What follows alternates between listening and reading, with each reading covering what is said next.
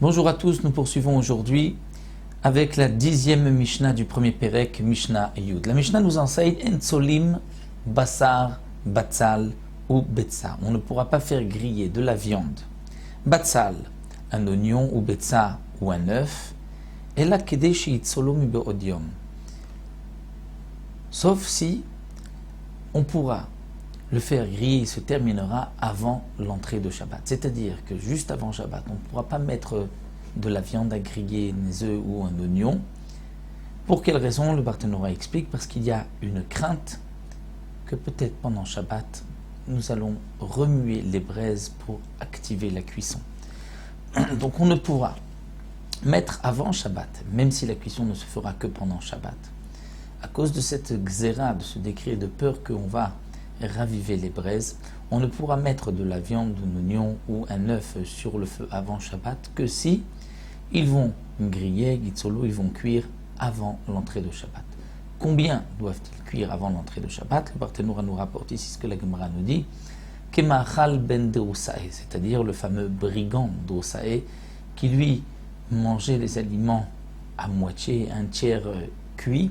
Donc lorsque l'aliment est arrivé avant Shabbat à un tiers de sa cuisson, là on pourra le laisser pendant Shabbat, étant donné qu'il n'y a plus de crainte qu'on va raviver la flamme, les braises, puisque ça a déjà un petit peu cuit avant Shabbat. Mais si avant Shabbat on n'arrive pas à un tiers de sa cuisson, on ne pourra pas laisser la viande sur le feu pendant Shabbat. Même si, donc bien sûr, l'action se fait avant Shabbat, donc il n'y a pas de cuisson qui se fait pendant Shabbat, une cuisson interdite, mais c'est une xéra de peur qu'on va raviver les braises. De même, la Mishnah nous dit, on ne mettra pas du pain dans le feu, c'est-à-dire juste avant la tombée de la nuit, juste avant l'entrée de Shabbat, ni charara al-gabi-gechalim, ni une galette qui était généralement posée sur les braises, et la kedé chez Kremou Fanea Mebeodium. Donc là aussi, pour la même raison, de peur qu'on va raviver les braises et qu'on va transgresser Shabbat en bougeant les braises, en rallumant le feu. Donc c'est pour cela qu'on ne pourra pas laisser un pain ou une galette dans le four ou sur les braises, sauf si, là encore, kedé chez Kremou Fanea Mebeodium, c'est-à-dire qu'il va y avoir une croûte sur le pain avant l'entrée de Shabbat. S'il y a eu cette croûte, c'est-à-dire ça a un petit peu cuit avant Shabbat, c'est là que c'est permis de le laisser pendant Shabbat.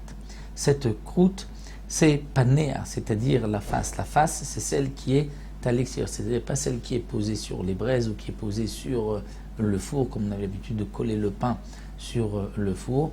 Donc, panéa, c'est-à-dire la face, c'est-à-dire la partie extérieure qui n'est pas posée sur le four, sur les braises. Et pour Rabbi Eliezer, donc, pour Rabbi Eliezer, il faut que la croûte se fasse sur la partie du bas, c'est-à-dire de celle qui est posée sur le four, c'est-à-dire de la partie collée au four sur les braises, parce que c'est la partie qui cuit en premier. Et donc pour Rabbi Eliezer, c'est suffisant. Dès que ça a un petit peu cuit, qu'il y a une croûte, même ne serait-ce qu'en bas, on ne va pas par la suite raviver le feu pendant Shabbat. Donc nous avons appris dans cette Mishnah, donc cette interdiction de mettre quelque chose sur le feu avant Shabbat, de peur que pendant Shabbat, on va raviver les braises, on va les bouger, et ainsi on va accélérer la cuisson. Donc le problème c'est à cause des braises, et donc c'est pour cela qu'il faut ces conditions, c'est-à-dire que ce soit prêt un petit peu, au moins un tiers de sa cuisson pour les aliments et pour le pain, qu'il y ait une croûte avant l'entrée de Shabbat.